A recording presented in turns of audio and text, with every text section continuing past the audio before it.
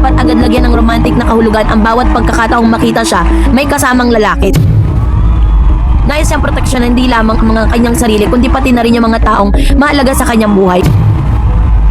Hindi porkit siya po ay nakikita sa telebisyon, siya po ay kilala ng maraming tao, for public consumption na yung buong buhay niya.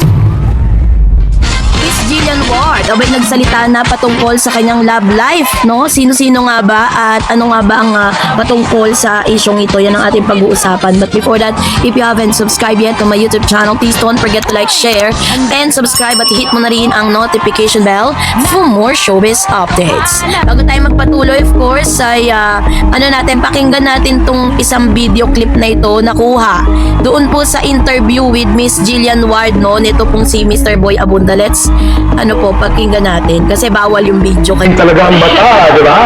And he spoke very honestly about his admiration for you. And then in the Jessica Sanchez concert, you were spotted there with this gorgeous young man, Kobe, di ba? Kobe Brown. So, nasa ang puso mo ngayon? May nagmamayari na ba? Ang dami nagre-react, di ba?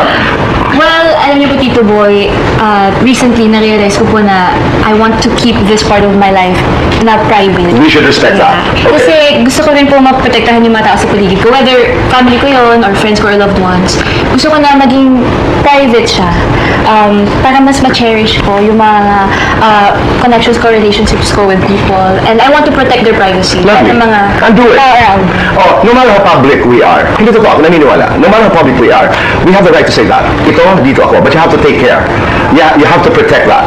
Kasi Yun. So, yun po yung kanyang mga pahayagan, no, patungkol dito po sa kanyang interview. At sinabi rin po ni Tito Boy na nung na-interview niya si Mr. Eman Baco sa Pacquiao, inamin nito na nagniningning ang mga mata ni Eman, no, nung nabanggit nga si Jillian. So, ngayon po, isa sa pinaka-tinututukang young actress ng kasalukuyang henerasyon ay walang iba kundi si Miss Jillian Ward. Mula sa pagiging child star hanggang sa pagiging isa sa pinakapangunahing mukha ng bagong henerasyon ng mga artista, ay patuloy niyang napapatunayan ang kanyang talento sa pag-arte, pagkanta, pagsayaw at pag-host. Kasabay ng kanyang pagdadalaga at paglago bilang isang artista ay ang lumalaking interest ng publiko sa kanyang personal na buhay, no? Hindi na bago sa mundo ng showbiz na ang mga sikat na personalidad ay madalas na inuusig tungkol sa kanilang mga relasyon, crushes at estado ng kanilang puso. Sa mga nakaraang linggo ay muling naging sentro ng usapan si Jillian matapos siyang malink sa isang personalidad kabilang sina Rahil Bria, Eman Baco sa Pacquiao at pinakabagong pangalan na inuugnay sa kanya ngayon, which is si Mr. Kobe Brown. Ang mga usap-usaping ito ay lalong lumakas matapos silang mamataang magkakasamang nanood ng concert na singer na si Miss Jessica Sanchez. Sa kabila ng mga spekulasyon, pinilit ni Jillian na maging maingat, no, sa pagbibigay ng detalye tungkol sa kanyang personal na buhay. Bagamat inamin niyang bukas na siya sa posibilidad ng pag-ibig, malinaw din niyang ipinahayag na nais niyang manatiling pribado ang bahaging ito ng kanyang buhay. Sa edad nga na 21 years old na pala siya, ibang yugto na ng kanyang buhay ang pinakaharap ni Jillian. Hindi na siya ang batang artista na unang nakilala ng publiko sa mga teleserye at programang pambata. Habang tumatanda, natural lamang na magbago rin ang kanyang pananaw tungkol sa mga personal na relasyon at sa isang panayam, inamin niyang handa na siyang buksan ang sarili sa posibilidad ng pagkakaroon ng boyfriend at karanasan sa pag-ibig. Ayon sa kanya, nasa tamang edad na siya upang maranasan mga bagay na normal para sa isang kabataang nasa kanyang edad. Ibinahagi rin niya na maging ang kanyang mga magulang, kanyang mama at papa, ay bukas na rin ngayon sa idea ng pagkakaroon niya ng nobyo. Para kay Jillian, mahalaga ring maranasan ang pagiging bata at ang saya ng pag-ibig at habang nasa kanyang 20s pa siya, no? So parang sinasabi niya dito that even her parents is approved na magkaroon siya ng jowa, magkaroon ng boyfriend, 'di ba? At maranasan ng magka-love life. So, sa ngayon, isa sa pinakamatunog na usapin kamakailan ang pagkakadawit or pagkakadikit ng pangalan ni Jillian kay Kobe. Nang simula ang mga haka-haka nang makita silang magkasama nga sa concert, tulad ng maraming pangyayari sa showbiz na mabilis na kumalat yon ang mga larawan at impormasyon sa social media. So dahil dito maraming netizen ang agad nagtanong kung mayroon bang special na namamagitan sa kanila. Ang simpleng pagkikita sa pampublikong event ay naging mitya ng iba't ibang interpretasyon mula sa publiko. Subalit, nang tanungin si Jillian tungkol dito, agad niyang nilinaw ang mga hindi dapat agad lagyan ng romantic na kahulugan ang bawat pagkakataong makita siya may kasamang lalaki. Sa kanyang naging pahayag, tila nagulat pa siya sa pag-uugnay ng mga tao sa kanilang pagkasintahan. Dagdag pa niya, hindi dapat agad paniwalaan ng mga usaping hindi mismo nang galing sa kanya. Ang kanyang mensahe simple, wag basta-basta magbigay ng konklusyon hanggat walang kumpirmasyon mula sa mga taong sangkot. Bagamat hindi niya kinukumpirma ang anumang relasyon, hindi rin naman kinakaila ni Jillian na may mga pagkakataong may mga taong nagpapasaya at nagpapakilig sa kanya. Parang sinasabi niya na wala silang relationship ni Kobe, pero meron siyang specific person or point person na sinasabing nagpapakilig at nagpapasaya sa kanya ngayon, pero hindi yun si Kobe Brown. Parang ganun yung gusto niya sabihin kung itatranspose natin yung kanyang mga statement, kasi nga bakit hindi niya diretsahang masabi, kasi gusto niya ngang ikip muna yun sa kanyang sarili.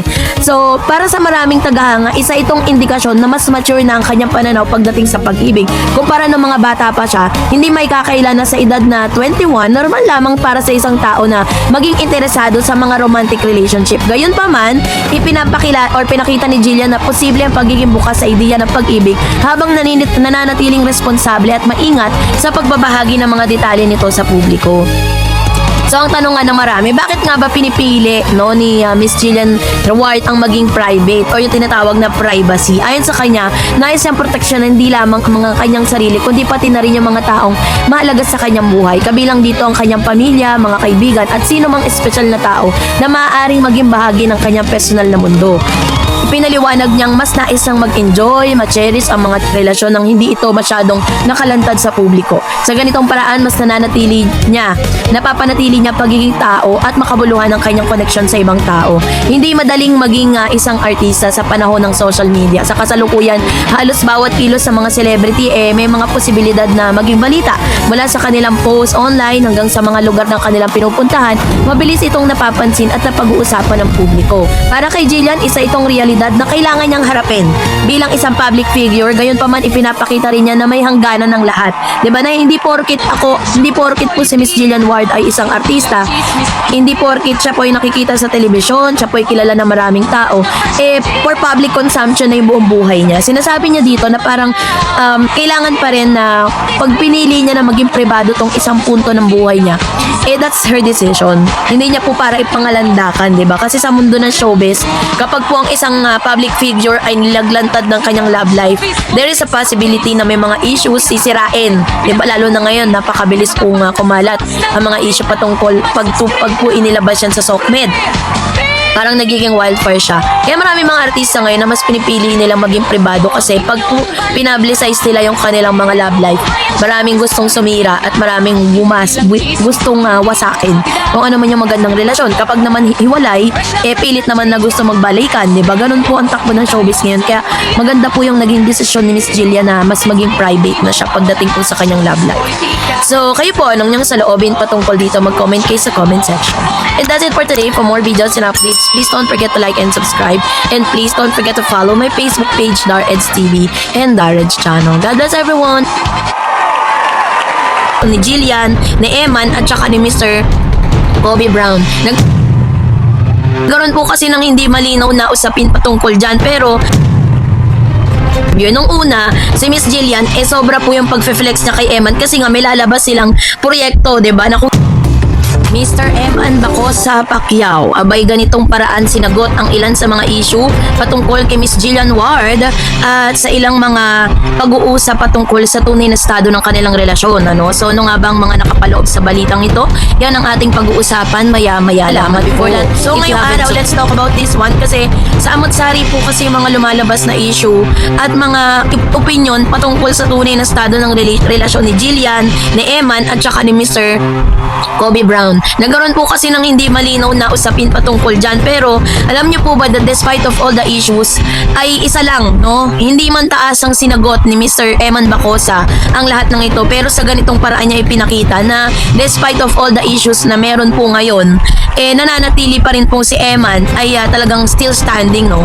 Isa sa mga bagong personalidad na unti-unting nakikilala sa larangan ng entertainment, sports ay si Eman Bacosa Pacquiao. Sa paglipas sa mga taon, nakilala siya bilang anak ng boxing legend na si Manny Pacquiao. Ngunit ngayon ay unti-unti niyang binubuo ang sarili niyang pangalan sa industriya.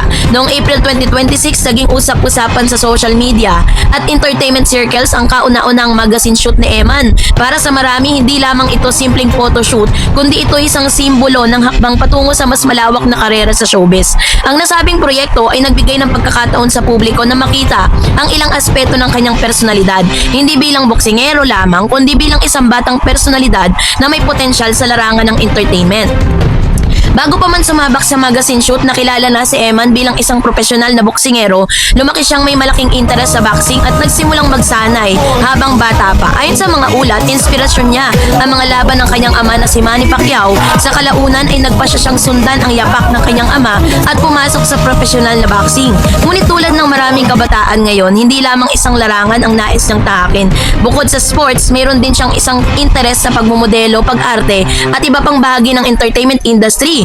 Ang kanyang unang magazine shoot ay nagsilbing pinto upang maipakita niya ang kanyang kakayahan sa harap ng kamera. Ayon sa mga entertainment observers, mahalagang yugto ito sa buhay ni Eman. Sa loob kasi ng maraming taon, madalas siyang nauugnay sa kontrobersyal na bahagi ng personal na buhay ng kanyang ama.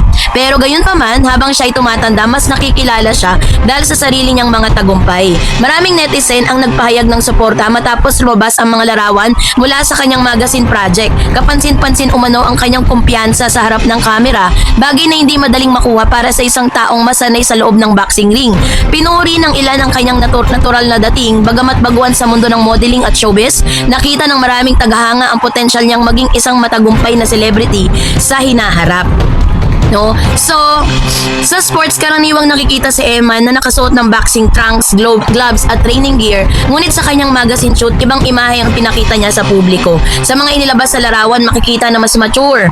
No, mas mature, stylish at modernong version ni Eman ang kanyang fashion sense.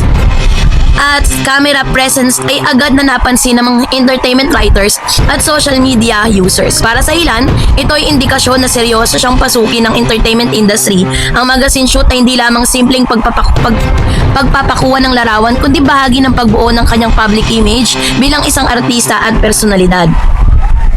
So, sa isa sa pinakamalaking hamon para sa mga anak na sikat ng personalidad ay ang paghahanap ng sariling pagkakakilanlan. Madalas silang ikumpara sa kanilang mga magulang at nahihirapang makawala sa anino ng kanilang pangalan. Ganito rin ang sitwasyon ni Eman sa loob ng maraming taon. Nakilala siya bilang anak ni Manny Pacquiao, ngunit sa kanyang mga ginagawa ngayon, mula boxing hanggang entertainment, unti-unti niyang pinatutunayan na kaya niyang magkaroon ng sariling pangalan at reputasyon.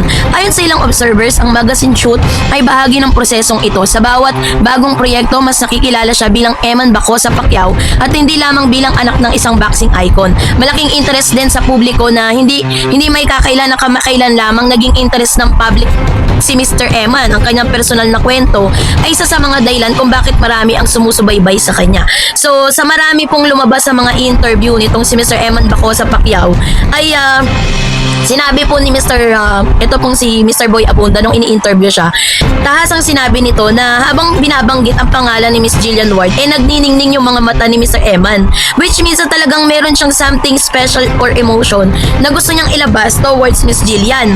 And kung ano po ninyo pagdudugtong-dugtongin niyo yung mga interview, nung una, si Miss Jillian, sobra po yung pag-flex niya kay Eman kasi nga may lalabas silang proyekto, diba, na kung saan sila po yung highlights dun sa Never Say Die, na talaga namang inabangan ng marami, 'di ba? Tapos ngayon, nung in-interview na siya, parang kinalimutan niya na si Eman. So ngayon, ang pinaka-focus ngayon ni Eman, dahil nga parang nagkakaroon po ng kalituhan, o baka naman strategy yan para po talagang hindi ma-focus, no, yung atensyon ng marami kay Eman at kay Jillian, kasi nga according to Miss Jillian Ward, mas ginugusto niyang maging pribado. Kumbaga inilalayo ni Jillian yung yung intriga, nilalayo niya yung si Eman Bacosa Pacquiao doon po sa intriga ng pagkakaroon nila ng understanding, 'di ba? Yun yung aking pagkakaunawa. Para nga naman hindi magulo kung meron man silang gustong simulang relasyon ni Mr. Eman Bacosa Pacquiao. Ang pinakamaganda pa rito is that si Mr. Eman po, habang siya po ay tahimik na nagte-training, talagang pinapakita niya sa publiko na kaya niyang abutin yung mga naabot na ni Miss Jillian Ward. Siyempre nga naman, di ba, sasabihin ng mga bashers, na napaka-starlet lang itong si Mr. Eman bago pa lang, habang si Miss Jillian Ward ang dami niya ng mga na-achieve bilang isang artista, 'di ba? So kaya naman si Mr. Eman Bacosa Pacquiao, isa sa pinaka-biggest milestone niya ngayon, aside sa being one of the champion, no, dito po sa larangan ng boxing, is isa rin siya sa, hindi na lang daw siya bilang artista, pero na rin siya, modelo na din siya, tapos kinukuha na rin siya, pinagkakatiwalaan na rin siya ng mga brands, 'di ba? Na bagay na talagang ikinakasiya, no, ng mga manonood para kay Mr. Eman. And I know na alam ko naman si Eman po is magtatagumpay yan sa field na talagang pinipili niya, dahil si Eman is a godly man, is a kind, and very respectful naman si Eman, lalo na sa kanyang parents, 'di ba? At never po siyang nagtanim ng kahit ano pa mang galit, no, kahit na naranasan niya yung katakot-takot na hirap matapos na hindi niya makasama at hindi sila kilalanin ng kanyang ama for the longest time, 'di ba? So ngayon, ano man ang kanyang piling direksyon, malinaw na bukas ang maraming opportunity para sa kanya. Ang entertainment industry ay patuloy na naghahanap ng mga bagong muka, at si Eman ay isa sa mga personalidad na may potensyal na makakuha ng malaking fanbase. Kaya naman, if talagang kayo po ay nagmamahal kay Eman, you are on the right person na hinahangaan, diba? So, abangan po natin ang iba pa mga updates. And that's it for today. For more videos and updates, please don't forget to like and subscribe, and please don't forget to follow my Facebook page, Dar Eds TV and Dar Eds Channel. God bless everyone!